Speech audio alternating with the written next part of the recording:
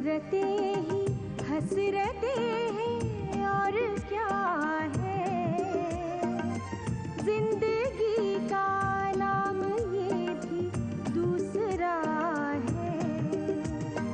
ये न हो ऐसा कभी होता नहीं,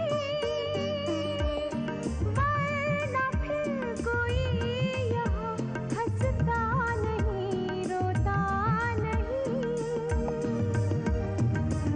हसरते ही हसरते।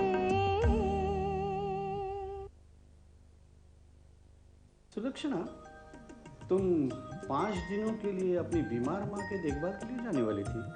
तो क्या मेरी माँ एक दिन पहले ठीक नहीं हो सकती? भूख लगने पर कोई जहर तो नहीं खा लेता? जहर तो आप लोगों ने मुझे उस दिन दिया था जब आपने मेरी शादी मुझसे 20 साल बड़े आदमी से रचाई थी। रवि, तुम बड़ी हो के क्या बनोगी? एक खूबसूरत औरत। और अगर कोई औरत किसी पराये मर्द से रिश्ता जोड़ती है तो उसे धक्के मारकर बाहर निकाल देना चाहिए। तुम जिसे बेवफाई कहती हो ना, वो मेरे लिए थ्रिल है, थ्रिल। तो क्या कर लेंगी आप? वही जो आप नहीं चाहती। मैं अभी इसी वक्त आपके भैया को और सावी को छोड़कर चली जाऊंगी। मेरे भैया का घर एक व्यक्ति की वजह से टूट रहा है। आपका मतलब केदार और सुलक्षणा?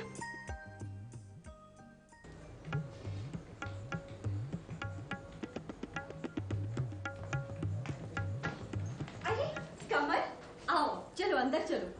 मुझे पंडित जी से कुछ काम है। कमल, तुम यहाँ कैसे?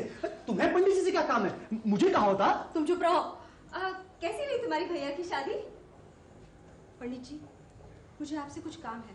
हाँ हाँ, बोलो बेटे, क्या बात है? तुम इतनी परेशान क्यों लग रही हो? पंडित जी, मैं आपकी इज्जत करती हूँ। आप एक महान कलाकार हैं, फिर आपने ये अन्याय क्यों किया? अन्याय? क्या अन्याय किया है मैंने? किस पर? मेरे पति पर। आज बरसों से वो आपकी संगत कर रहा है, लेकिन पूना के समारोह में अखबार वालों को आपने उनका नाम भी नहीं बताया। बताया था कमल, वहां मैंने सब लोगों को बोल दिया था कि केदार ही मेरा मनपसंद तबला नवाज है। तो फिर पूना के समारोह की रिपोर्ट में इनका नाम क्यों नहीं है? ओह, समारोह की रिपोर्ट में उसका नाम तब आता ना जब वो संगत के लिए मेरे साथ पूना आता। वो तो दिल्ली चला गया था तुम्हारे साथ। बस पंडित जी, मैं यही जानने के लिए आई थी।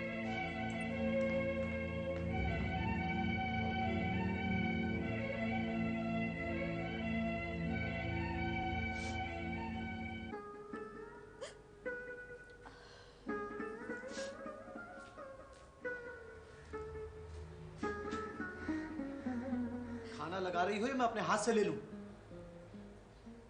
मैंने पूछा खाना लगा रही हो या नहीं? खाना नहीं बनाया मैंने। तो क्या आज मुझे भूखा रहना पड़ेगा? कहाँ थे तुम 5 दिन? मैंने पूछा तुम 5 दिन कहाँ थे? लेकिन मैं पूछता हूँ, तुम्हारी इस समय पंडित जी के घर आने की जुर्रत कैसे हुई? वरना मुझे ये कैसे पता चलता कि मुझे दिल्ली भेजकर तुम यहाँ किसकी संगत कर रहे हो? तुम्हें मुझ पर विश्वास नहीं? मेरे विश्वास का तुमने क्या हश्र किया? देख लिया मैंने। क्यों मेरा विश्वासघात किया? मैंने तुम्हारा कोई विश्वासघात नहीं किया है। तो फिर कहाँ थे तुम समारोह के 5 दिन? क्यों नहीं गए पंडित जी के साथ संगत के लिए? मेरी तबीयत अचानक खराब हो गई थी। तो फिर मुझे फोन क्यों नहीं किया? मैं तुम्हें डिस्टर्ब नहीं करना चाहता था। तुम अपने भाई की शादी में बिजी थी। भैया की शादी तुम्हारी जान से प्यारी थी? नहीं केदार, तुम सरासर झूठ बोल रहे हो। मुझ पे झूठे इल्जाम मत लगाओ।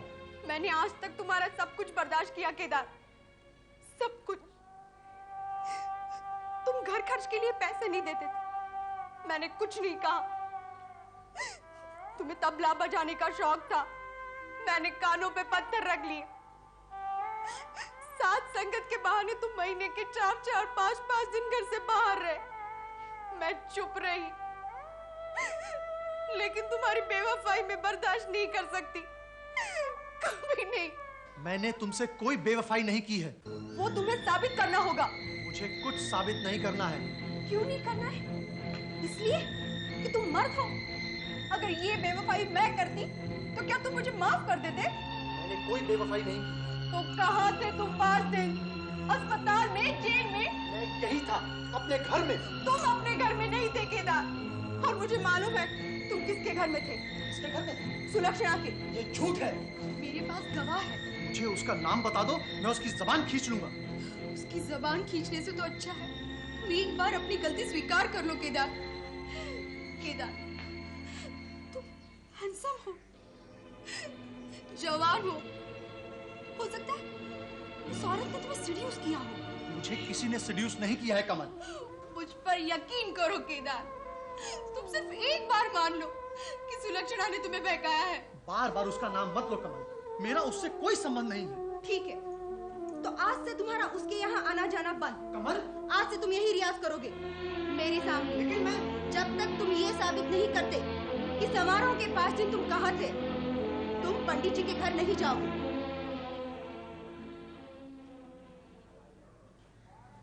सावी, आज रियाज है ना?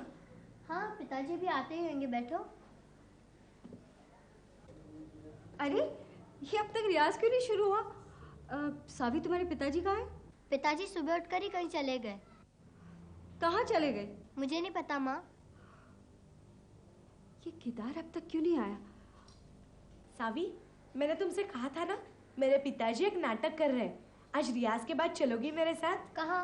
नाटक की रिहर्सल देखने। अगर पिताजी जाने दे तो? हम ऐसा करते हैं, पंडित जी को भी साथ ले जाते हैं। मेरे डैडी बहुत खुश होंगे उनसे मिलकर, और मैं उनका परिचय विशाल जी से भी करवा दूंगी। हाँ सावी, जाओ केदार के घर जाकर देखो कि वो क्यों नहीं आ रहा है। अरे सुना नहीं तुमने? जाओ केदार के घर जाकर देखो कि वो क्यों नहीं आ रहा है। उमा, तुम जाओ सावी के साथ और उससे कहना कि जल्दी आए, क्लास के लिए देर हो रही है। कोई जरूरत नहीं केदार के घर जाने की। सावी, उमा, बैठ जाओ। आप सवेरे सवेरे कहाँ चले गए थे? दूसरा तबलजी ढूंढने। दूसरा तबलजी ढूंढने? केदार क्या करेगा? दूसरा गायक ढूंढ लेगा। जल्दबाजी से काम मत लीजिएगा। जल्दबाजी? मुझे तो लगता है मैंने बहुत देर कर दी इस काम में। केदार को इससे पहले मुझे हटा देना चाहिए था। बच्चों, 2-1 दिन में नया तबलजी मिल जाएगा, फिर रियाज करेंगे। आज आप लोग जाइए।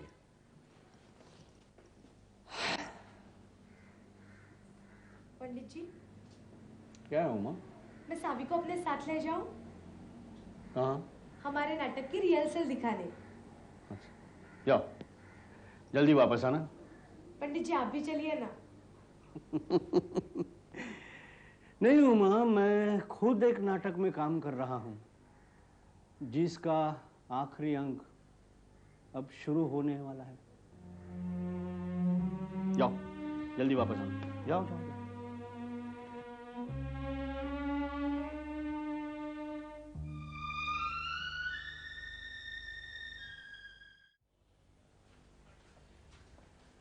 कहाँ चले?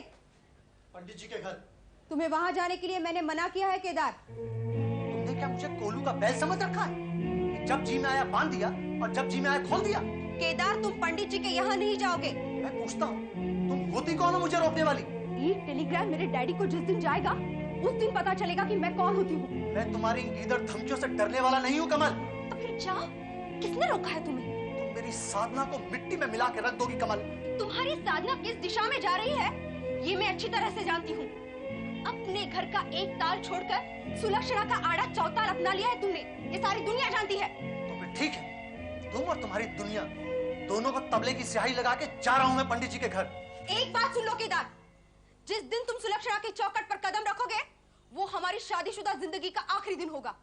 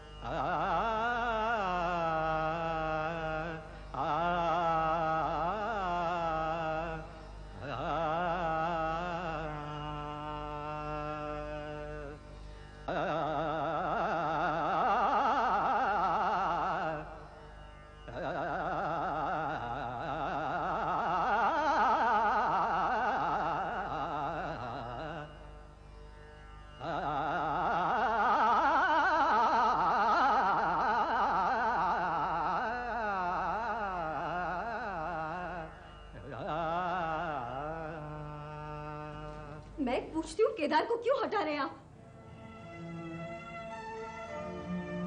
वो अब यहाँ मेरी संगत करने नहीं आता। क्या मतलब? मतलब तुम ही समझ जाओ। आप कहना क्या चाहते हैं? मैं कुछ नहीं कहना चाहता, मैं तो शांति से जीना चाहता हूँ। लेकिन अगर आप केदार को इस तरह हटा देंगे तो वो जाएगा कहाँ? जहां उसकी तकदीर उसे ले जाए। मैंने तो केदार के नाम पे हमेशा के लिए पर्दा डाल दिया। स्वागत, सुस्वागत। कॉस्मोपॉलिटन आर्ट थिएटर पेश करते हैं विलियम शेक्सपियर द्वारा रचित ओथेलो। हिंदी रूपांतर पी अशोक राव, निर्माण एवं निर्देशन एस अजय कुमार। ओथेलो की भूमिका में विशाल सेन गुप्ता। अरे भाई, ये अनाउंसमेंट कौन कर रहा है यार? ये तो नाटक के बीच का सीन है। ओहो भाई, तुम लोग कुछ समझते नहीं हो यार। Now I want pin drop silence. Vishal, तुम तैयार हो ना? यस सर, बस सिर्फ 2 मिनट में शुरू करते हैं। ओहो, ठीक है भाई, तब तक लाइट्स का डेमोन्स्ट्रेशन दिखाओ।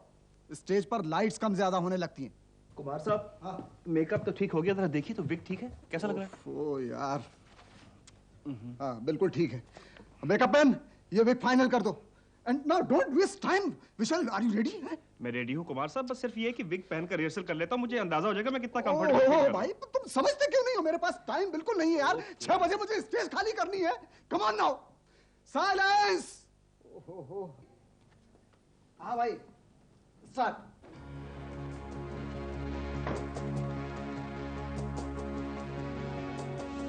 अब देखना, हाँ, वो उसके पास आएगा। वो डेस्टिमोना है। अरे भाई, कौन बोल रहा है? उमा, प्लीज। हाँ, स्टार्ट।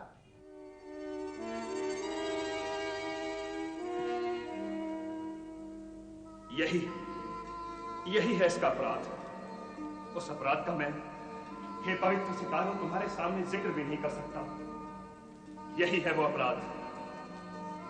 फिर भी मैं इसका खून नहीं बहाऊंगा। एक खरोच भी नहीं आने दूंगा इसके संगमरमर की तरह मुलायम और बर्फ से भी सफेद शरीर पर। लेकिन फिर भी इसे मरना तो होगा ही। वरन ये ना जाने कितने और मर्दों के साथ विश्वासघात करेगी। बुझा दो ये रोशनी और बुझा दो ये रोशनी। हे ज्वालाओं की झिलमिलाती रोशनी से अंधेरे को नष्ट कर देने वाले दीपक, तुम्हें बुझाने के पश्चात मैं फिर से जला सकता हूं, यदि पश्चाताप की अग्नि मुझे जलाने लगे। लेकिन तुम्हें मेरे दिल में हमेशा के लिए अंधेरा फैलाने वाली विश्वासघात की साक्षात प्रतिमा एक बार बुझा देता तो पता नहीं वो जीवनदायिनी अग्नि फिर कहां से लाऊंगा जो फिर से लौटा दे तुम्हारी बुझी हुई रोशनी। मैं गुलाब के फूल को तोड़ तो सकता हूं, लेकिन उसे फिर से जोड़ नहीं सकता। लेकिन उसे फिर से जोड़ नहीं सकता।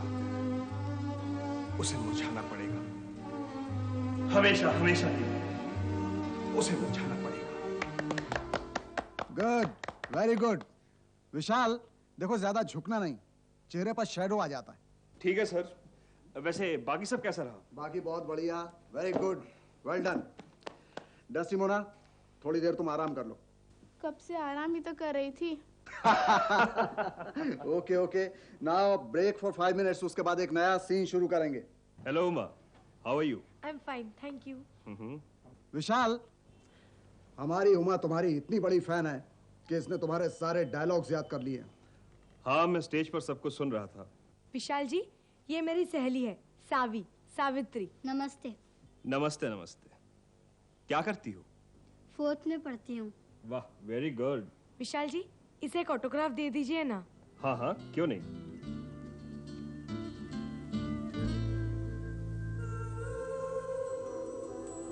ये लो। और एक मुझे भी। अरे, तुमने तो मेरे इतने सारे ऑटोग्राफ्स ले रखे हैं। कुमार साहब, आपकी बेटी ने मेरे इतने ऑटोग्राफ्स ले रखे हैं कि जब मैं बूढ़ा हो जाऊंगा और मेरे हाथ कांपने लगेंगे तब मुझे इससे होलसेल में खरीदने पड़ेंगे। Well said, well said. ले लो, संभाल कर रखना इसे। आपके ऑटोग्राफ तो मैं तकिए के नीचे रखकर ही सोती हूँ। इससे बढ़कर एप्रिसिएशन एक कलाकार का क्या हो सकता है? विशाल, हमारी उमा आजकल वोकल क्लासिकल सीख रही है। मुझे लगता है आप झूठ बोल रहे हैं। क्या सबूत है ये गाना सीख रही है? उमा बेटे, जरा गाकर दिखाओ। Come on.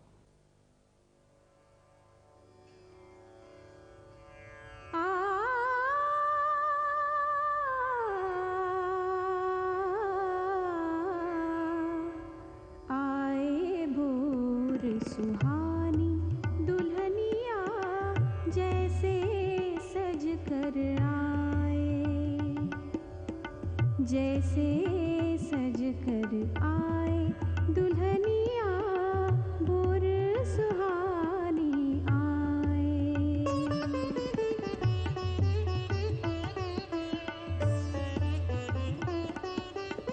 सूरज बन के बिंदिया सोहे, किरणों की चुनरी मन को मोहे, बन के रूप की रानी सजनिया आंचल को लहराए, आंचल को लहराए सजनिया भोर सुहानी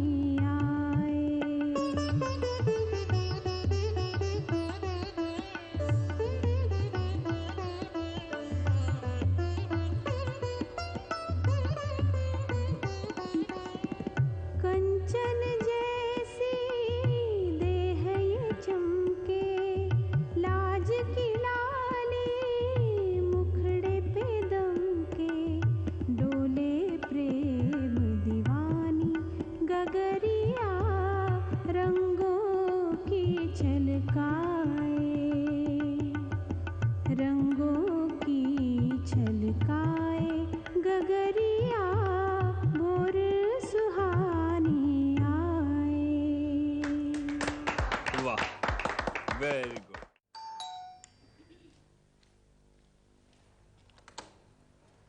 सुलक्षणा, आओ अंदर आओ।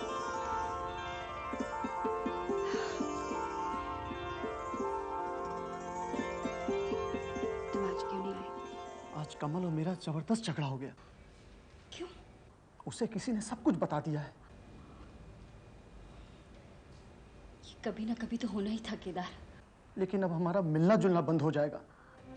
नहीं होगा।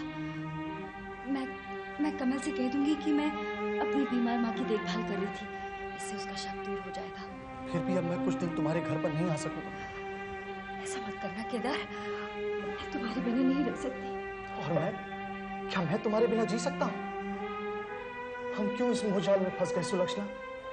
अब ना तो मैं तुम्हारे बिना जी सकता हूँ, ना तुम्हें छोड़ सकता हूँ। इसीलिए तो मैं कह रही हूँ कि तुम कल से क्लास में आना शुरू कर दो। सावी के पिताजी दूसरा तवज्जी ढूंढने के फिराक में है। मैं तुम्हें खोना नहीं चाहती केदार, मैं तुम्हें खोना नहीं चाहती। सुलक्षणा, दूर हो जाओ। कमल ज्यादा दूर नहीं गई है, कभी भी आ सकती है।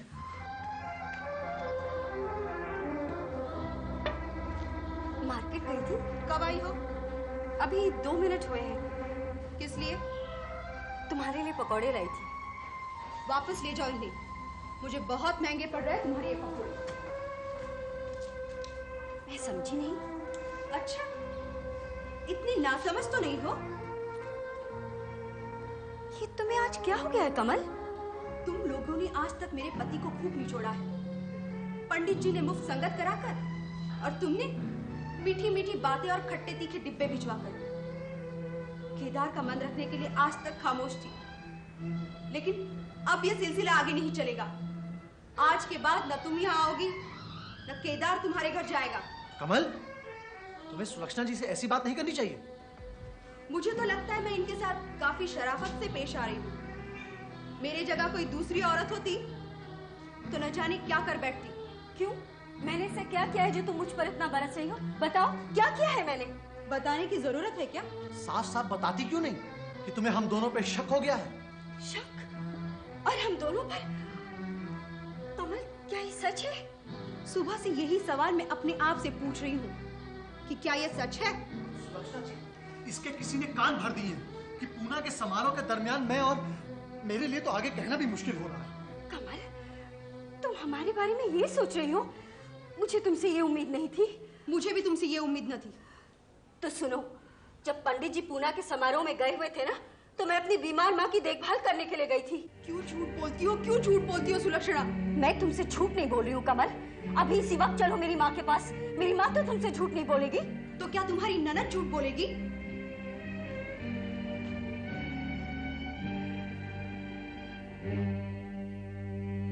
आपको क्या जरूरत थी केदार के घर में आग लगाने की? चिल्लाओ मत भाभी, वरना आस पड़ोस वाले समझेंगे कि मैंने कोई ऐसा वैसा काम किया है। आप ही ने किया है।